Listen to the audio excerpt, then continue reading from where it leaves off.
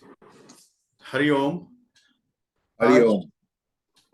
आज के सत्र में, आज के सेशन में हम लोग पीछे के जो हम लोग कर चुके हैं उसको हम लोग रिवीजन कर रहे हैं। और रिवीजन के लिए हमने आज दो श्लोक रखे हैं। चैप्टर 2 चल रहा है हमारा, चैप्टर 2 का 46 और 47।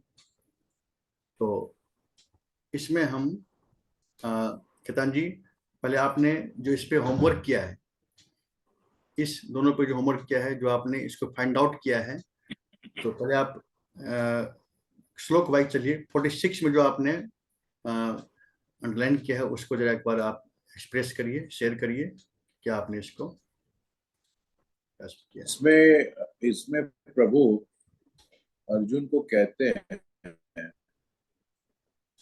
और उसे ज्ञान देते हैं कि अर्जुन, जो मनुष्य को आत्मज्ञान है उसको अब वेदों की जरूरत नहीं है, क्योंकि वो वेदों के पार है, क्योंकि उसे एक संपूर्ण ज्ञान अपनी आत्मा के बारे में कि मैं कौन हूँ वो हो चुका है। और जो एक कर्म योगी है, जितने भी अपने रिचुअल है, जैसे पूजा करना है या सूर्य को अर्घ देना है, वो यह सब सही माने में उसका अर्थ निकाल के वो अपने अंदर के डेवलपमेंट के भाव से वो काम करता है, क्योंकि उसका भी एक कारण है कि सूर्य को अर्घ क्यों दिया जाए। तो वो समझ के पूर्ण भाव से जैसे अपने वो नित्य कर्म करता है, वैसे ही वो रिलीजियस और रिचुअलिस्टिक कर्म भी करता है। ये कर्म योगी का एक बहुत महत्वपूर्ण क्वालिटी है। जैसे कि अब आप भक्ति में जो योगों के द्वारा मेरे पास आना चाहते हैं, उनका एक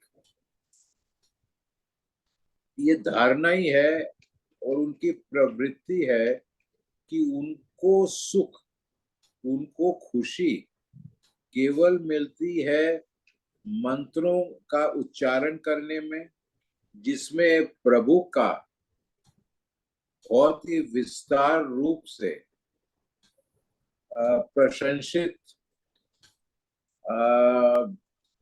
ग्लोरीज प्रभु के गाते हैं मंत्रों में, ठाकुर की ऊर्जा के बारे में, ठाकुर की महानता के बारे में।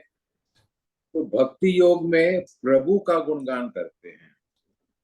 वैसे ही ज्ञानी वो अपनी जितनी भी सूक्ष्म ज्ञान है उपनिषद का, उसको ज्ञानी उसका उसका सेवन करके उस ज्ञान को अपने अंदर व्याप्त करके और उस ज्ञान के रास्ते पे चलते हैं। तो अर्जुन, अगर आत्मज्ञान है तो वेदों की जरूरत है नहीं। और तीन योग है, कर्म योग, भक्ति योग और ज्ञान योग। तो कर्म योग में जैसे हर एक कर्म योगी अपना कर्म करता है अपने डेवलपमेंट के लिए, भक्ति योग में भक्ति योगी मेरी भक्ति करता है मंत्रों के द्वारा, गुणगान करता है अपने प्रभु का। और ज्ञान योग में जो वेदों का सूक्ष्म है उपनिषद, जो वेदों का एसेंस है नॉलेज का, वो ज्ञान योग के रास्ते पे और राह पे जो भी चलते हैं वो उसका सेवन करते हैं अर्जुन। ये समझाया है और ये मैंने लिखा है 46 में।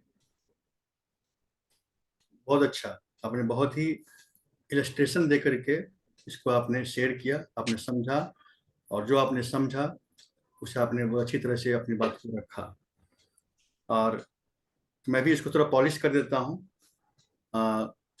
जो 46 का श्लोक है उसमें जो भगवान कह रहे हैं, वो कह रहे हैं, यावा नर्थ उदा पाने सर्वतः संप्लुतोदके तावान सर्वेषु वेदेषु ब्राह्मणस्य विजानता। यहाँ पे भगवान ये बता रहे हैं कि जिसने ब्रह्म को जान लिया वो ब्राह्मण है। एक तो पहले ब्राह्मण की परिभाषा दे रहे हैं वो कि ब्राह्मण कौन है।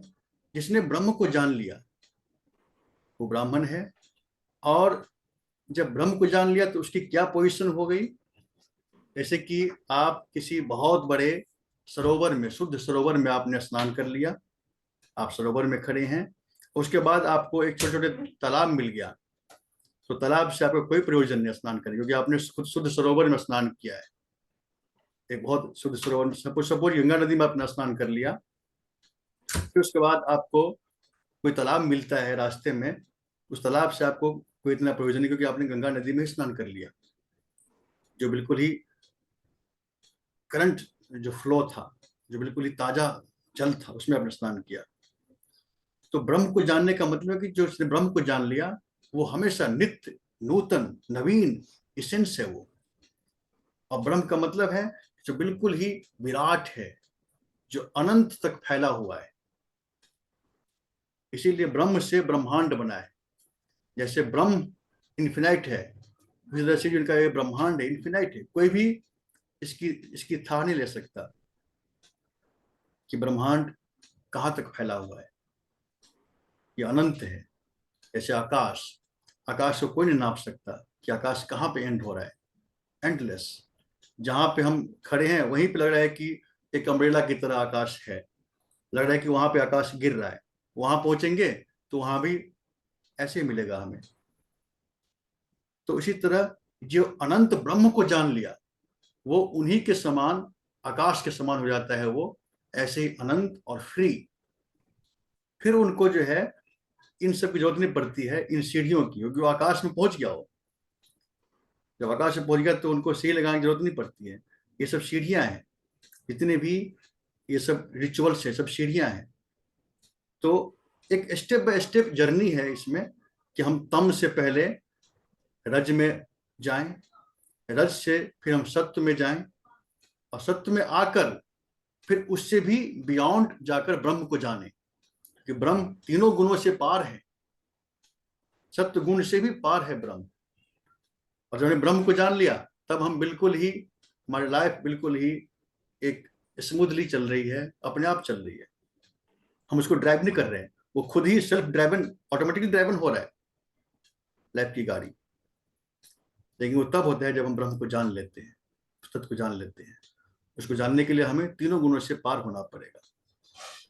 इस श्लोक में भगवान ने ब्राह्मण की महिमा बताई है, ब्राह्मण की परिभाषा बताई है, और ब्राह्मण की महिमा बताई है। ब्राह्मण का पोजीशन बताया, उसकी क्या पोजीशन है। यहां तक भगवान ने अर्जुन को बुद्धि से भर दिया, ज्ञान से भर दिया, और अब 47 से वो प्रैक्टिकल कर्म समझा रहे हैं कि कर्म को कैसे किया जाए जो कर्म तुम्हें बांधने वाला ना हो। तो 47 में आप अपना जरा शेयर करिए कि 47 में आपने इसको क्या। इसमें इसमें इसमें वो प्रभु कहते हैं कि अर्जुन, मनुष्य को अपने आलसपन से ऊपर उठो, और जो तुम्हारे डिजायर से प्रॉम्प्टेड और जो भी तुम्हारे सेल्फिश एक्शन है उन सब से ऊपर उठो, और एक ऊंचा आइडियल पे अपना फोकस रखो। और तुम्हारे जो कर्म है उनको ये ध्यान मत दो कि उसका फ्यूचर में क्या रिजल्ट होगा, वो सक्सेसफुल होगा या फेलियर होगा। यानी अपने कर्मों का जो रिजल्ट है तुम उस पर ध्यान मत दो, क्योंकि जो कर्मों का फल है वो अगर तुम उस पर ध्यान दोगे तो जब तुम कर्म कर रहे हो तो पूर्ण रूप से कर्म नहीं कर पाओगे, क्योंकि तुम्हारा ध्यान डिस्ट्रीब्यूट हो जाएगा। एक तरफ तुम्हारा ध्यान चलेगा कि सक्सेस होगा कि फेलियर होगा, इधर में तुम कर्म कर रहे हो तो तुम्हारा दिमाग बढ़ जाएगा, उसमें पूर्ण रूप से तुम्हारी धारणा या तुम्हारा एकाग्रपन, कंसंट्रेशन नहीं जाएगा। इसीलिए just be in the struggle, कर्म में लगे रहो और कर्म बड़े कुशल रूप से करते रहो और आगे बढ़ते रहो। और जो भी तुम्हारे जीवन में दुख आते हैं, सुख आते हैं, वो एक जीवन का नियम है, उसमें एकदम समता से, बैलेंस के साथ आगे आगे तुम बढ़ते रहो। क्योंकि दुख भी आएंगे, सुख भी आएंगे, तुम्हारी लोग इज्जत भी करेंगे, तुमको बेइज्जत भी करेंगे, तो दोनों चीज होंगी। तो अपनी समता का भाव, जो मैं पहले भी तुम्हें समझा चुका हूं, वो हमेशा अपने मन में स्थिर रखो। क्योंकि तुम जो चीज जीवन में प्राप्त करोगे, वो तुम प्राप्त करोगे एक सही कर्म करके।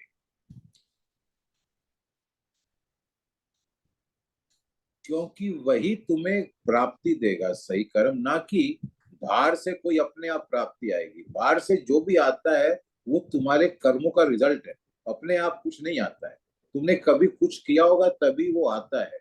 तो वो जो साइंस में एक है कॉज एंड इफेक्ट, जो कि साइंस, तो साइंस और गीता का ये श्लोक, ये दोनों मिलते हैं।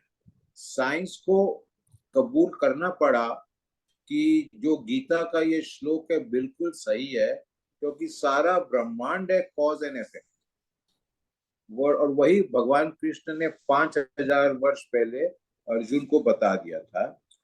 क्योंकि उन्होंने ये कहा था कि अर्जुन, जो भी तुम कर्म करते हो डिजायर के साथ, वर्ल्डली डिजायर के साथ, और अगर वो कर्म साक्षी नहीं होता है, मतलब कि सक्सेस नहीं होता है, तो तुम्हारे बहुत मेंटल एजिटेशन है। कर्म तुम्हारा सक्सेसफुल हो गया तो तुम उछलने लगते हो, तो फिर तुम्हारे में समता नहीं रहती है अर्जुन। तो इसीलिए जो कर्म अटैचमेंट बिना किया जाए, वही पूजा है, वही सही रूप से त्याग है। कि तुमने अपना इच्छा की त्याग कर दी कि आउटकम क्या मिलेगा, और प्रभु पे, मुझ पे छोड़ दिया। तो कर्म जो है बहुत ही लाभदायक है, बहुत ही रिवॉर्डिंग है। क्योंकि कर्म हर मनुष्य को करना पड़ता है। कर्म बिना एक सेकंड भी कोई भी मानव नहीं जी सकता। अगर तुम सो रहे हो, तुम बात कर रहे हो, तुम कुछ भी नहीं कर रहे हो, वो भी कर्म है। तो इसीलिए बड़ा ध्यान देना है कि तुम क्या कर्म कर रहे हो, और कुछ ना कुछ कर्म करना चाहिए, राइचियस कर्म, सही कर्म। उससे अंदर में बहुत शांति आती है, एक बहुत एक बहुत धैर्य और एकाग्रतापन आती है। और जो भी कर्म तुम करते हो, वही भाव से कि कर्म करके तुम, वो कर्म मेरे मेरे चरणों में, तो मन की शांति मिलेगी। कारण कि जो उस कर्म का फाइनल आउटकम है, तो फाइनल रिजल्ट है अर्जुन, वो तुम्हारे हाथ में नहीं है, वो मेरे हाथ में है। कि तुम्हें उस कर्म का क्या रिजल्ट मिलेगा, वो मेरे हाथ में है। इसीलिए अर्जुन, जो भी कर्म योगी है, वो जो भी कर्म करता है, वो यही भाव से करता है कि मैं मेरे प्रभु के चरणों में ये कर्म करके उनके चरणों में अर्पित करूंगा। तो संक्षिप्त में भावार्थ ये अर्जुन, कर्म किए जा, कर्म पे पूरा फोकस रख, कर्म को डाइल्यूट मत कर ये सोच के कि ये कर्म का क्या हमें रिजल्ट मिलेगा। कारण इसका रिजल्ट चाहे अच्छा हो चाहे बुरा हो, वो तुम्हारे बस में नहीं है। तो जो चीज तुम्हारे बस में नहीं है उसकी चिंता ना कर, और कर्म जो तुम्हारे बस में है उसी पे ध्यान दो। ये लिखा मैंने। बिल्कुल, बहुत बढ़िया, बहुत बढ़िया आपने इसको अच्छी तरह से इसको एक्सप्लेन किया, अपनी समझ को आपने शेयर किया। और मैं थोड़ा सा पॉलिश कर देता हूँ इस पे भी। इसका मेन टीचिंग है इस श्लोक का, और काफी लोग इसमें कंफ्यूज होते हैं, जैसे कि आपने कहा भी था लेसन में कि लोग कहते हैं कि हम अगर रिजल्ट को ध्यान में रखे ही नहीं, फिर कर्म कैसे करें, कर्म करने में क्या क्या रखा है। अगर हमने सोच, हमें जो हमने चाहिए अगर हम वो हमारे ध्यान में रहे ही नहीं, तो हम कर्म को कैसे करें। तो इसमें जो भगवान की सीख है वो ये है कि हम अपने कर्म के प्रति ऑनेस्ट रहें, कर्म के प्रति डेडिकेटेड रहें, उसके रिजल्ट के प्रति नहीं। क्योंकि रिजल्ट हमारे हाथ में नहीं है, कर्म हमारे हाथ में है। और जो हमारे हाथ में हो उसी को हमें मानना चाहिए, उसी पे चलना चाहिए। जो हमारे हाथ में ही नहीं है उसको लेकर के हम अपने वर्तमान को डिस्टर्ब ना करें। इसका सबसे बड़ा एग्जांपल देखिए कि क्रिकेट मैच होता है। अभी कल ही क्रिकेट मैच हुआ था, इंडिया जीती है। और तो सपोज क्रिकेट मैच चल रहा है, क्रिकेट मैच है, और उसमें जो दूसरी पार्टी है वो खेल रही है, और वो मतलब उसके लिए बहुत बड़ा स्कोर है, और वो खेलती जा रही है, और उसके लिए बॉल कम है, और स्कोर मतलब है, उसको आगे स्कोर भी मीटअप करना है। अब अगर वो ये समझे कि मैं तो ये नहीं कर सकता, इतना स्कोर तो मैं कर ही नहीं सकता, हो ही नहीं सकता, खेलना ही छोड़ दे, तो उसकी हार तो उसने बिल्कुल सुनिश्चित पक्की कर ली।